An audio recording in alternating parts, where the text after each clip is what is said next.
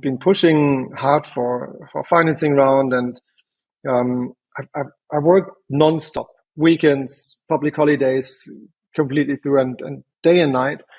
So what happened is in the end that I really, at this moment I felt like Sommet Privé was slipping out of my hands, um, and then it was so weird because at that moment I fully identified myself with the company because I worked so much. I didn't take care of my friends and hobbies or sports or anything. So it and this one thing, this company, I didn't know where to go anymore, and that pushed me into this hole where I was, I would say, for about 2 months, perhaps even 3 months, pretty useless at work, I would say, until the moment that I said, okay, I need to stop working for a bit, to recover. And that was even before the bankruptcy, and that helped me a lot later throughout the bankruptcy as well.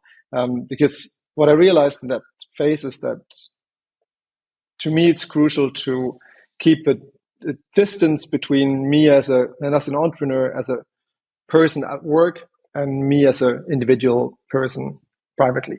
And I focus on me being happy. I'm focusing on having enough me time. So I work less. I made sure that usually I don't work later than 7 o'clock in the evening. I don't work weekends.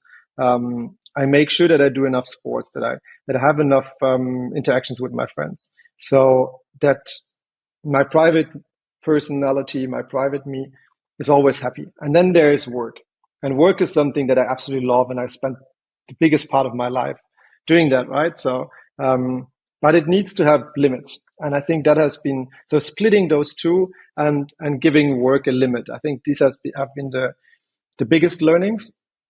And another one that happened throughout this burnout, so in the beginning, you tend to, I think, thinking too much of, you think that you're too important for the company.